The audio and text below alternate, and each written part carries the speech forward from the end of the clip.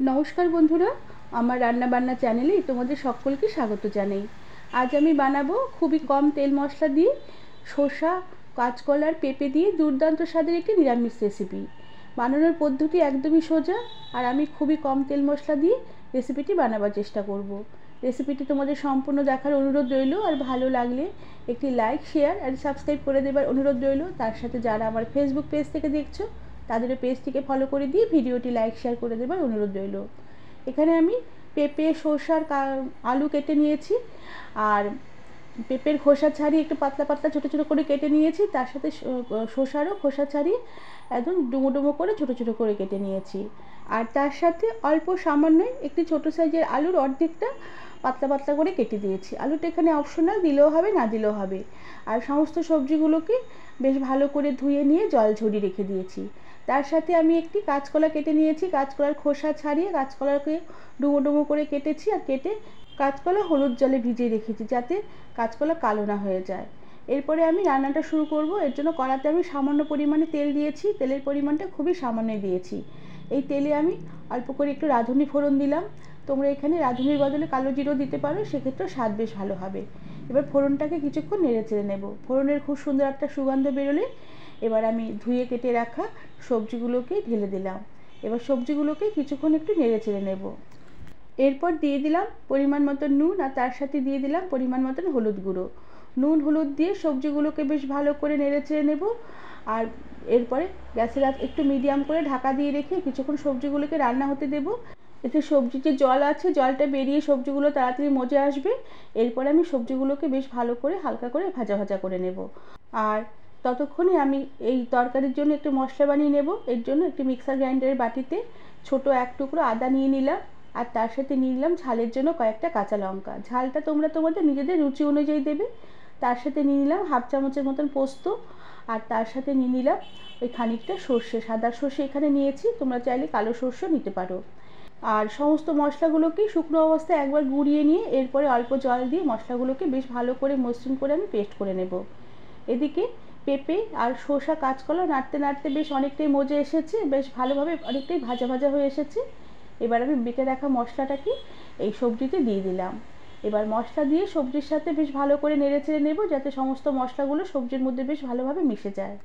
মশলাগুলো সবজির মধ্যে বেশ ভালোভাবে নেড়ে চেড়ে নিয়ে আবারও আমি গ্যাসের আঁচ কমিয়ে দিয়ে ঢাকা দিয়ে রেখে কিছুক্ষণ লো আঁচে রান্না হতে দেব।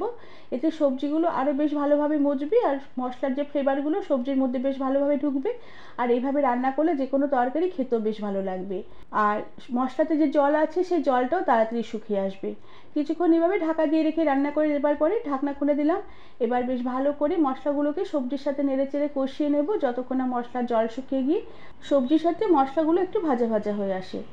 এরপর স্বাদের ব্যালেন্সের জন্য এক চুটকির মতন চিনি দিয়ে দেবো। চিনিটা এখানে দিতেই হবে, যেহেতু পেঁপে আর শসা এগুলো একটু জলীয় সবজি, চিনি না দিলে তরকারিটা একটু জলসা জলসা লাগবে। চিনি দিয়ে বেশ ভালো করে নেড়েচেড়ে মিশিয়ে নেব। এরপরে আমি সেদ্ধ হওয়ার জন্য আমি অল্প পরিমাণে জল দিয়ে দেবো। এখানে আমি উষ্ণ গরম জলই ব্যবহার করব। জল দিয়ে বেশ ভালো করে নেড়েচেড়ে মিশিয়ে নিয়ে ঢাকা দিয়ে রেখে আবার আমি কিছুক্ষণ সবজিগুলোকে জল সঙ্গে রান্না হতে দেবো।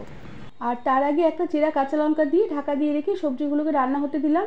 আর এদিকে আমি বেসনের বড়া বানাবো, তার জন্য অল্প করে একটু ছোলার বেসন নিয়েছি, আর তার সাথে নিয়ে নিলাম সামান্য পরিমাণে নুন, আর তার সাথে নিয়ে নিলাম সামান্য একটু হলুদ গুঁড়ো, সাথে অল্প করে একটু খাবার সোডা দিয়েছি। খাবার সোডা একদমই সামান্য দিতে হবে, এতে বড়াগুলো রান্নার পরে একটু জুসি জুসি হবে, আর বড়াগুলো খেতেও বেশ ভালো লাগবে। আর সাথে অল্প একটু চিনির দানা, কয়েকটা দানা দিয়ে দিলাম। চিনি এখানে অল্প করে দিলে বড়াগুলো খেতে বেশ ভালো লাগবে। আর অল্প অল্প জল দিয়ে সমস্ত বেসনগুলোকে বেশ ভালো করে মেখে নেব। মেখে বেসনগুলোকে বেশ ভালো করে ফেটিয়ে নেব। যত ভালো করে বেসনগুলোকে ফেটাবো বড়াগুলো তত ফ্ল্যাপি হবে, আর বড়ার ভিতর তত বেশি ভালো করে জুস ঢুকবে। যেহেতু খাবার সোডা দিয়েছি তাই বেশ ভালো করে ফেটালে পরে বড়াগুলো খেতে বেশ ভালো লাগবে। এরপরে কড়াতে অল্প পরিমাণে তেল দিয়ে তেল বেশ ভালো করে গরম করে নেবার পরে গ্যাসের আঁচ আবারও মিডিয়াম করে দিয়ে সমস্ত বেসনের গোলা থেকে অল্প অল্প করে ছোটো ছোটো করে কয়েকটা বড়া ভেজে নেব। তবে ফুল আঁচে বড়াগুলোকে ভাজবো না, একদম হালকা আঁচে বড়াগুলোকে বেশ উল্টে পাল্টে হালকা লাল লাল করে ভেজে নেবার পরে বড়াগুলোকে আমি উঠিয়ে নেব। আর এদিকে ঝোলটাও বেশ অনেকটাই ফুটে ঘন হয়ে এসেছে, আর সবজিগুলো খুব ভালোভাবে সেদ্ধ হয়ে গেছে। এবার আমি ভেজে রাখা বড়াগুলোকে সবজির এই ঝোলে দিয়ে দেবো। বড়াগুলোকে আগে দেওয়া যাবে না, রান্নার শেষেই একদম রান্নাটা করে নেবার পরে বড়াগুলোকে দিতে হবে, এতে বড়াগুলো বেশ ভালোভাবে জুসি হবে। যেহেতু বেসনের বড়া খুব বেশিক্ষণ একটা রান্না করা যাবে না, বেশিক্ষণ রান্না করলে বড়াগুলো তাড়াতাড়ি গলে গিয়ে একদম ঘেটে যেতে পারে। বড়াগুলোকে দিয়ে একটু উল্টে পাল্টে দেবো।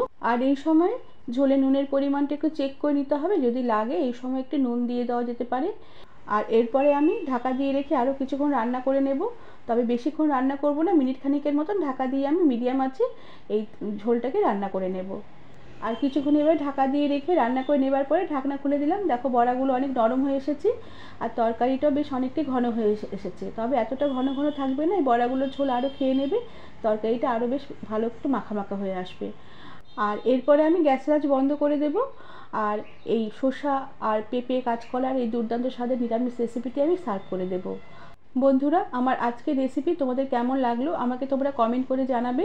আর ভালো লাগলে একটি লাইক, শেয়ার আর সাবস্ক্রাইব করে দেবার সাথে পাশে থাকা বেল আইকনটি প্রেস করে দেবে, যাতে আমার সব নতুন ভিডিও নোটিফিকেশান সবার আগে তোমাদের কাছে পৌঁছে যাবে।